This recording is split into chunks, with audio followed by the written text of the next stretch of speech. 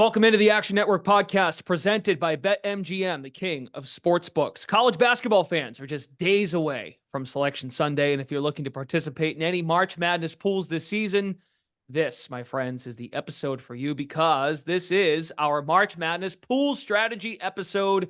We have Action Network expert Travis Reed. You've heard his voice on our NFL draft podcast episodes, various other topics.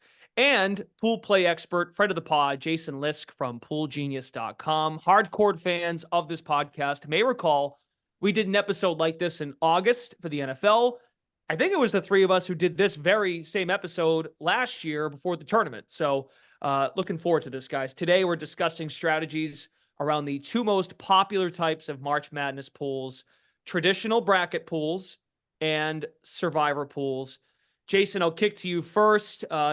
What's your excitement level for this particular March coming up here? Oh, I'm super excited here. A few reasons. The weather's great. I'm in the Midwest. So unlike last year, I think I'm dealing with 70 degrees. Perfect weather to go grab a beer while watching conference tournament action before Selection Sunday and leading straight into March. And then we have so many storylines.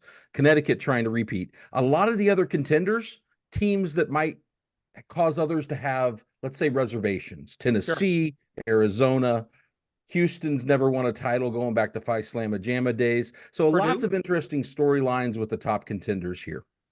Agreed. Travis, how about yourself? Yeah, I'm very excited. I'm trying to go back to back. I had a very good year last year. So always interesting. It's fun. I wish you could almost start doing brackets now, but that's what makes Selection Sunday so much fun is you have to wait and then you finally get to open that present on Sunday and then you get to start to go to work. Yeah, I'm kind of surprised you're here, Travis. In all honesty, I would have just retired in your spot. Yeah. San Diego State, UConn in the final. But hey, thanks for coming back. We appreciate you being here. But don't screw this. Don't screw this up. We here at Action Network love Pool Genius. We love their products, and once again, we have partnered with them for this upcoming March Madness season. That's because they remain the only site dedicated exclusively to helping people win more pools across all kinds of sports, NFL, college basketball, everything in between. We love the data and analytics here at Action. They've spent over a decade building tools to optimize your picks based on math, game theory, data, and their subscribers have reported more than $8 million in pool prizes and pool prize winnings since 2017 and cash in their pools more than 3 times more often than expected. So, Jason, give us the Spark Notes, Cliff Notes version of why. Tell us about the products, the customizable products that Pool Genius offers to the people. Yes, for March Madness, we have our main product is our bracket product, bracket picks. If you are a subscriber, you can set up as many pools as you want. You tell us the rules of the pool, how big it is. All these things matter for strategy reasons, as we'll get into, but you tell us all that stuff, and we give you, for each pool, 5 brackets, our best and alternates on that bracket for you to consider entering in your pool if you want to play multiple entries. And we do all that for various pool rules, pool sizes.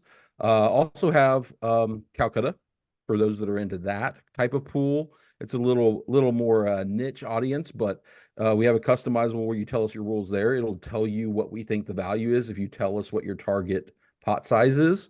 And then Survivor, we have data on that. Odds to advance, odds to reach Final Four, so you know whether you want to save a team, all that kind of stuff. And I'll be writing articles each day in the tournament to talk about strategy for that as well. Okay, good deal. Again, today discussing 2 of the most popular kinds of March Madness pools, the traditional bracket pool and the survivor pool. Let's start with the more popular bracket pools, the typical March Madness office pool, which are probably the most popular and familiar gambling pools in America. As a reminder, Pool Genius is extending special March Madness pricing to Action Network listeners. Get up to 55% off packages. That includes picks and tools for March Madness, football and golf pools. So if you want to get an edge in your NCAA bracket pool or tournament survivor pool, just visit poolgenius.com/action to snag your discount. That's poolgenius.com/action. So Jason, go back to you, then we'll get Travis's thoughts as well. From a data perspective, what are the most important components to consider when you fill out your bracket? Yeah, the most important things to consider as you fill out your bracket are how many people you got to beat and what your rules are, I think, is at the outset. Those are the 2 things that are going to drive how much risk you take, how much value kind of leverage value plays where you play against the public, depending on how many people you got to beat. And so you want to take those into account, as well as the payout structure. I mean, obviously pools that are winner take all are going to be different than pools where you get a lot of payout spots. And so you want to adjust your risk for those as well to try to finish in the money or win the most money possible, depending on your goals. So all those things are very important. If multiple, and I'll go to Travis next. If multiple brackets are allowed, how many is the ideal? What are you looking at for Optima? Yeah, I'd look at like a more of a percentage than a number. Okay. Our data would show the edge tends to start to go down after you get from above that 3 to 5% range. So if I was in a small pool, maybe I only enter one. With 100 entries, you might be able to put 3 to 5 in. And obviously, even really large ones, you could put a lot more in if you wanted to. Travis, same question for you. Components to consider when filling out a bracket. Ownership is a big one. Once these brackets start coming in, there'll be many sites. I know Jason's tracking this as well. Who is picking who, and that should drive a lot of your decisions. I have feelings now about teams I like to win it all, but when I'm filling out my bracket, if I'm not looking at ownership, I'm losing a big key there. If I like Houston now, but then Houston's 30% picked, I'm not taking Houston in my bracket. That goes for any of those top teams. UConn, generally, whoever the most popular team, I'm probably not going to pick that team, especially if I'm in a single entry pool, because it's the easiest way to get different. So got to be looking at ownership, not just for the champion, but through every round of the tournament. Okay. So I'll throw it to Jason. Same. So your UConns, Houston, Purdue, some of those teams that are up there and that kind of separate from the rest of the field. How do those ownership projections play into your thinking, Jason? I mean, definitely you want to account what your opponents are doing. You win a pool by beating your opponents. And thus, if you pick exactly like your opponents, you're less likely to have an edge. And so you have to think about where you can be different while still having a good shot. So you're balancing the win odds and the advancement odds projections of teams versus their projected pick rates through that round. And so you're trying to figure that out. And it's some of the math can get complicated because some teams can be overvalued early but undervalued late. And so you got to figure, do I want to take them all the way, knowing that they're going to be popular early, but then they'll start picking another popular team later on. And so you got to kind of massage that and figure it out. But you definitely want to know how people are picking. Yeah. Because that's what gives you the edge to identify which teams are the good risks to take. So a lot of folks that get involved with this, they're not sinking their teeth into the whole season. They're just getting involved with these bracket pools. They're just checking out the action in the month of March, and they're following maybe a conference tournament or some of these one bid leagues, and they're kind of getting a feel for who's good, who they deem is good, and who they deem could make a deep run. And a lot of what we find out on Selection Sunday is what kind of draw you might get. Do they have a favorable path? What does their first and second round location look like? Can they get fans there? Like all those kinds of components that just as a casual might consume. So what would be your advice, Jason, to people that are just getting into it early on and don't really know a lick about what the heck's going on? Yeah, don't fall for narratives would be my first advice. Okay. Dig into the teams and look at market odds. Look at the data on what the betting markets are saying is going to happen. Not always right, but probably better than your typical Joe Schmo in an office pool who isn't looking at that stuff, going by record, going by what they've seen, going by who did what last year, because that's also a big bias factor. So Travis is a good example for this because, you had UConn last year and UConn's been, I'm just using UConn as an example. I think a lot of folks think UConn could very well repeat again with what Dan Hurley has put together in another year where he retained some and he's plugged and played.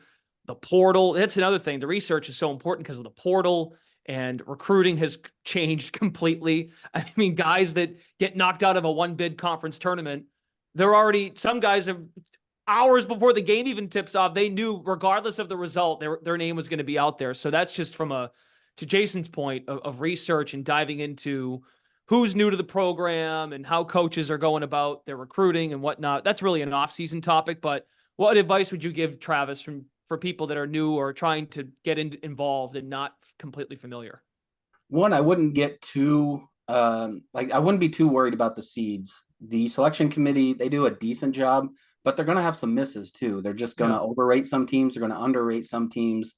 So don't just look at that as law. Like, okay, well, that 7 seed is definitely better than that 10 seed. That's not necessarily true.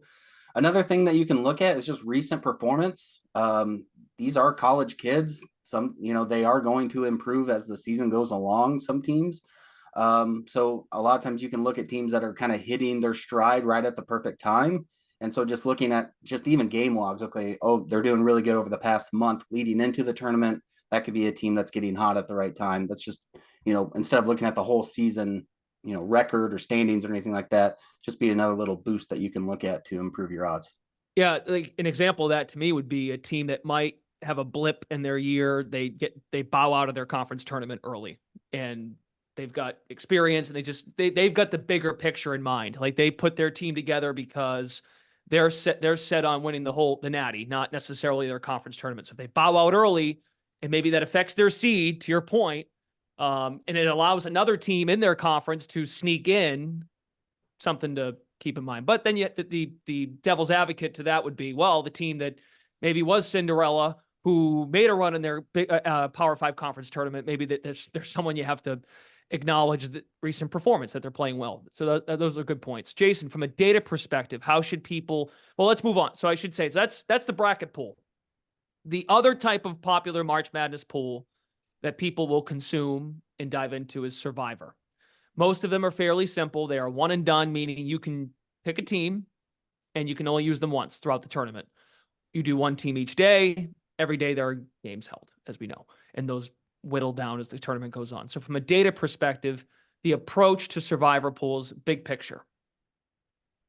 Yeah. So a Survivor pool like this is very different from an NFL Survivor pool where you have an 18-week regular season where you're almost exclusively taking from among the biggest favorites. You're just trying to identify, when do I want to save this favorite? When do I take a 5-point favorite to save the 8-point favorite for later, or because the 8-point favorite is more popular?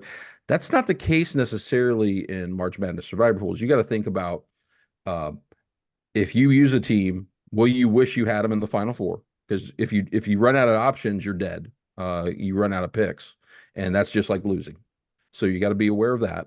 You also have to be aware of how others will pick, and maybe avoid teams that you think are going to be chalk selections.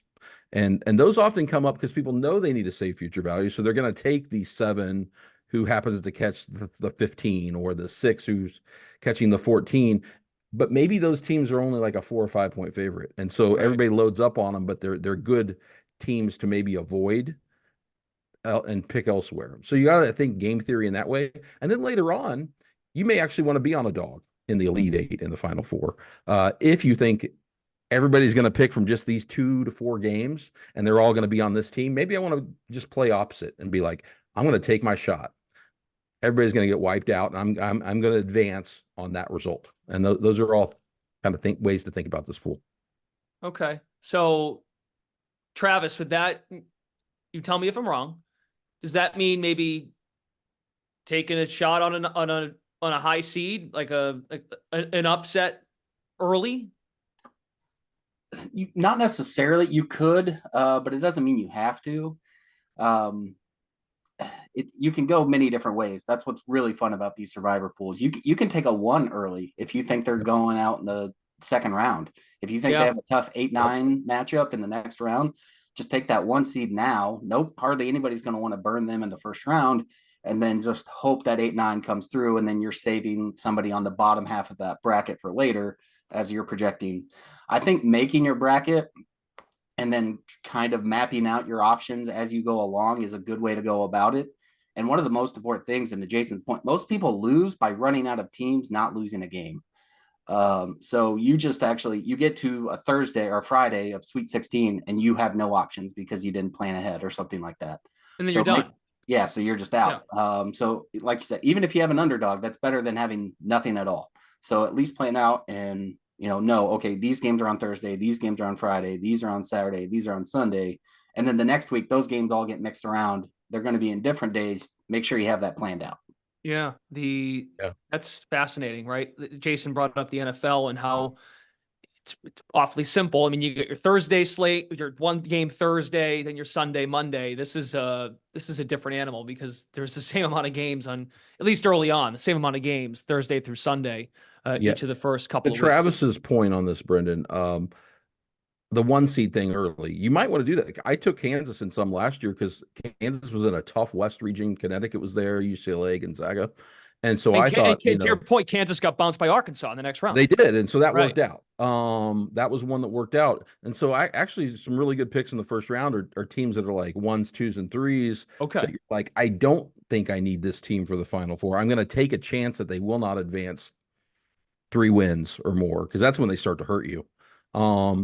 I'm going to take that chance. I'm going to take that stand and avoid maybe a more popular pick. You don't need to pick outright dogs in the first and second round. I think when it comes into plays like the Elite Eight, the Final Four, when everybody's concentrated, that's when you can hammer people, and you could have like 50% of the pool on one team, where taking a 40%, a slight underdog gets you big results when it's 50% on one side and 5% on the other. That's how you win pools, is by being on the slight dog in those cases late in the tournament. Okay, so give it to me now, an example for 2024, that a component to consider: the 1s, the 2s, the 3s. So we've hit on 1s, but maybe some 2s and 3s. Just paint the picture there for this year.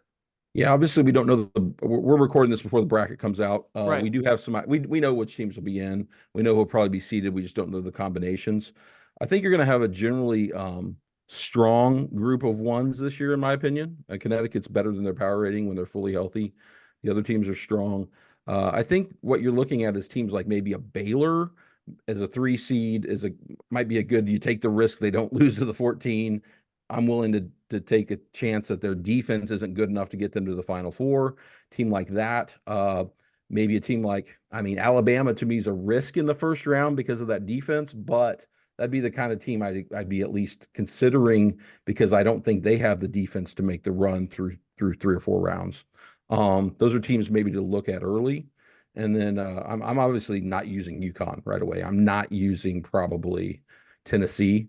I think there are risks to go to the Final Four, depending on who's in whose bracket. If there's a couple of stacked teams, I may use one of them, but not both.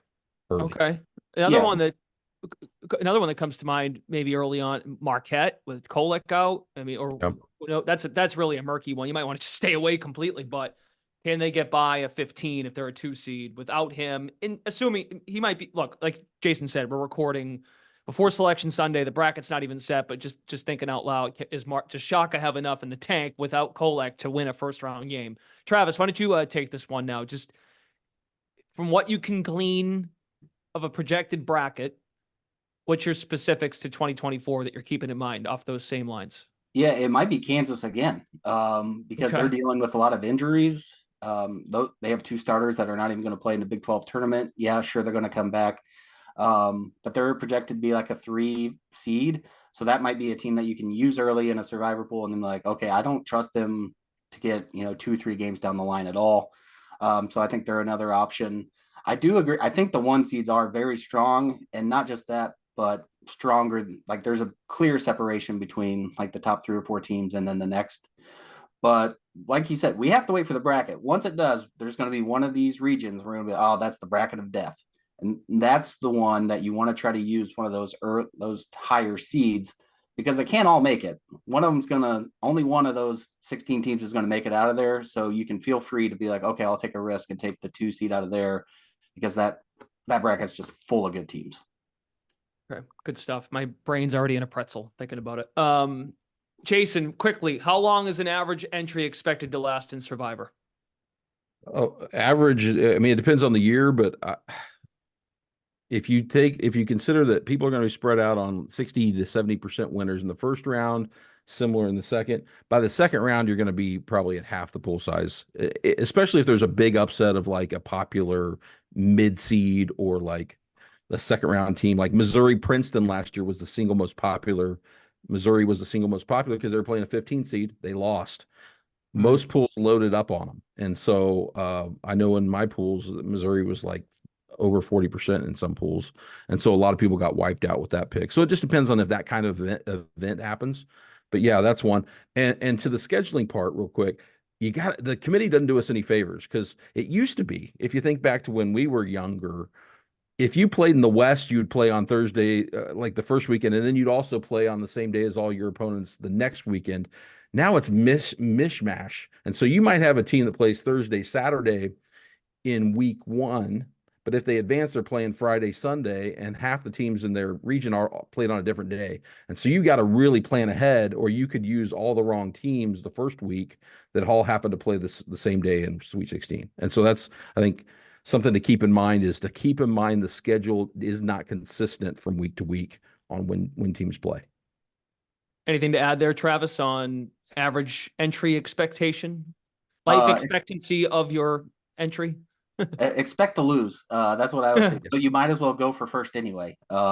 Both of these, whether it's the normal bracket or Survivor, you should definitely have a Ricky Bobby mentality of, if you ain't first, you're last, because you're likely going to lose anyway. But when you're right, you want to be up there for that first prize pool, or for that first prize. So yeah, don't be shy taking risks. These are the perfect types of contests to take massive risks and hopefully hit massive rewards.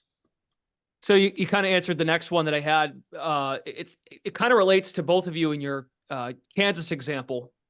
Jason from last year, and Travis just teased that he might be doing the same with Kansas this year. What are some of the big mistakes that pool players make? So risks can go either way, but that's part of the deal. What are some other mistakes, Jason, that folks should try to avoid? Yeah, I mean, the main one, like we said in Survivor Pool, is planning ahead and kind of understanding the schedule and which teams you want. Because if you're in a pool of any size, let's say if you're over 100 people, 100 entries, you're almost certainly going to need to have a pick that at least gets you to the title game to win. And a lot of teams will run out of picks at that Final Four. Obviously, depending on how many picks you got to make, but that happens. Now, I will say it is possible in a lot of pools, because, again, they don't put them on the same day, that there could be no pick available to anybody in the championship game because of the way the Final Four is structured. Like, the two teams happen to play that won on the same day the week before on the Elite Eight. And so that's possible, but you probably need to have a team that gets you to the title game at minimum, with a chance to have a team in the championship game. So plan ahead. And again, try to identify where the masses are going to go and avoid the completely obvious picks, because those you win pools by not following the crowd. And so you gotta kind of have a sense of which teams people will load up on. Okay. The scheduling one's a good one. And I'm a big pen and paper guy. I'll be, crossing notes and shuffling papers. I mean, that's easier. I'm a learner that way, just writing it out. Travis, big mistakes that you try to avoid. Don't make any rules for yourself. I see a lot of people, you have to have at least 112 over a 5, or you have to have a double-digit seed getting to the Sweet 16.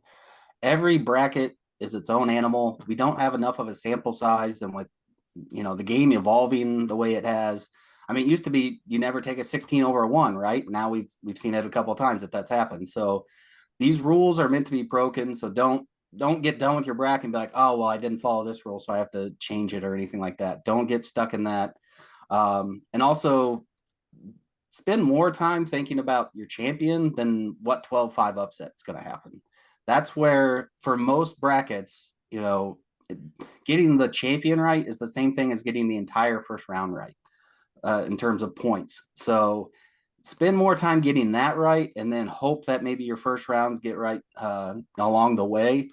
But we spend way too much time worrying about these first round upsets, when in the most scoring systems, they usually don't end up mattering, except maybe for some tiebreakers and things like that.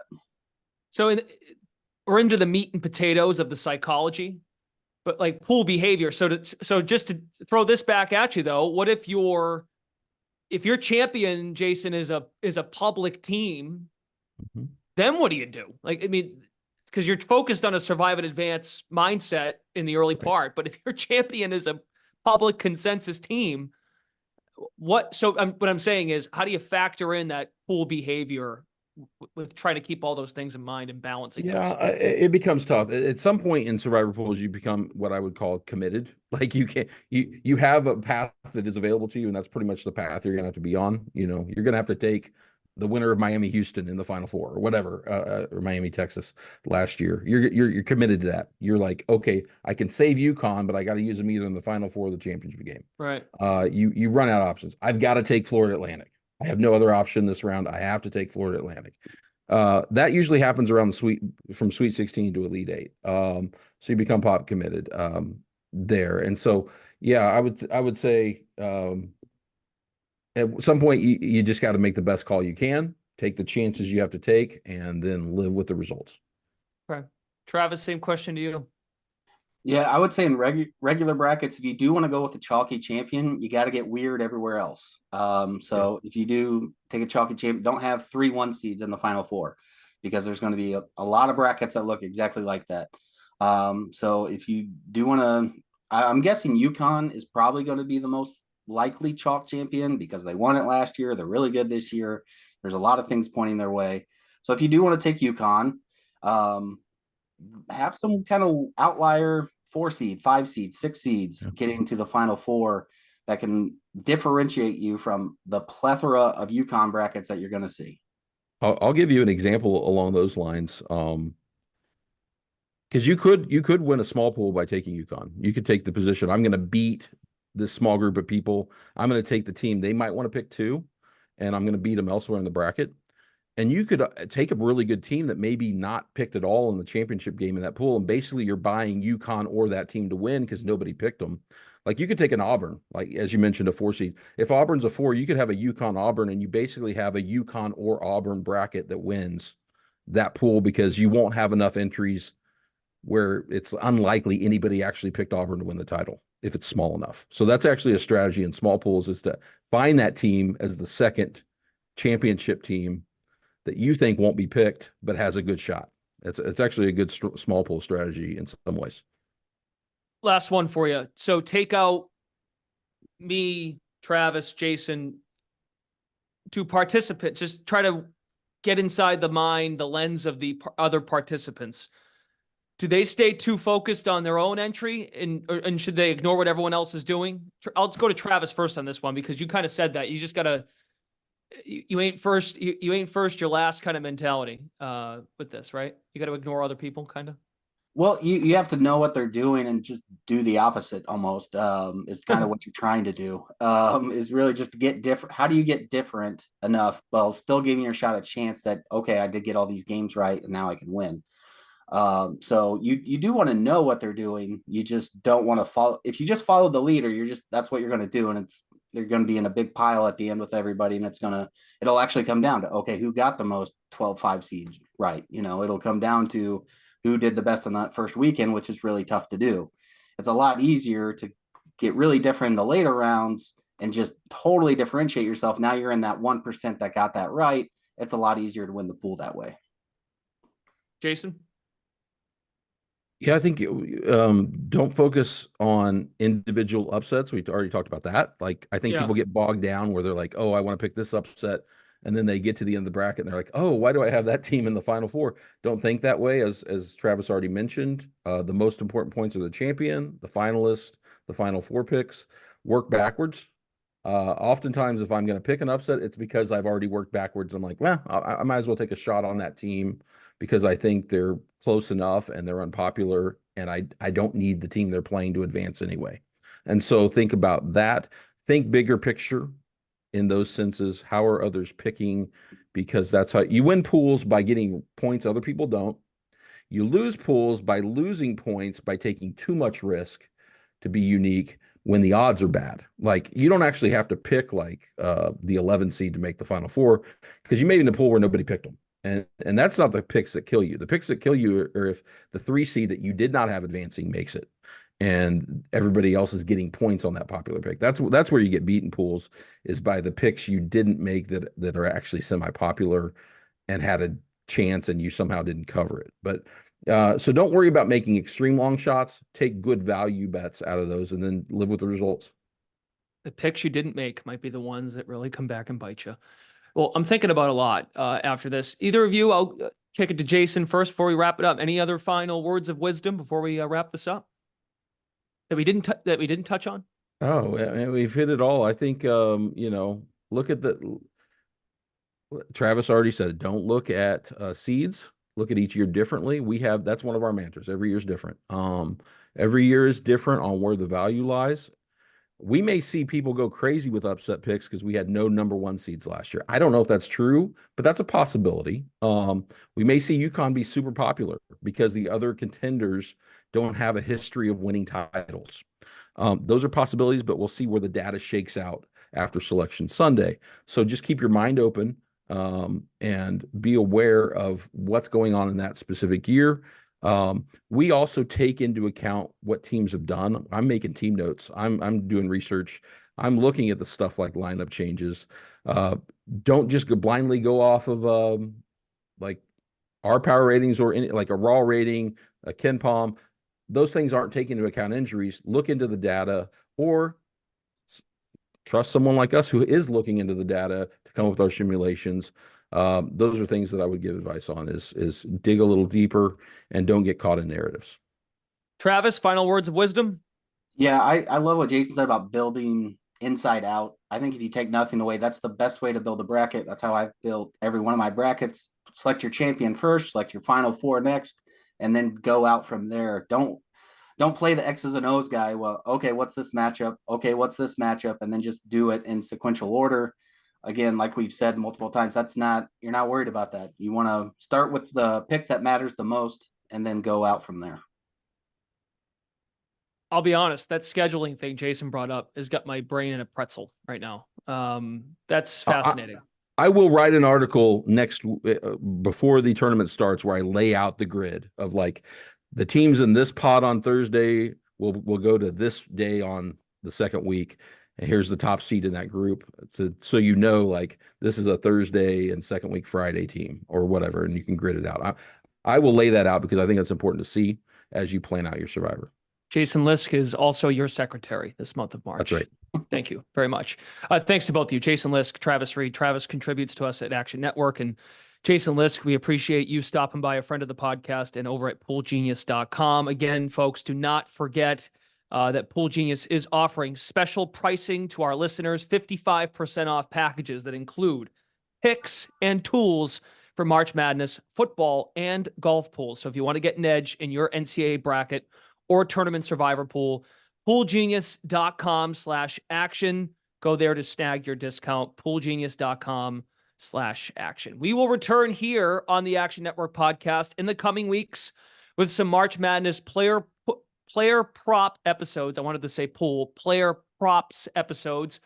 But for our primary March Madness betting coverage over at Action Network, including Selection Sunday shows, reactions, be sure to check out Big Bets on Campus. That podcast will also have plenty to dive into. Thanks again for listening. We'll see you right back here next time on the Action Network podcast presented by BetMGM. Good luck and happy March.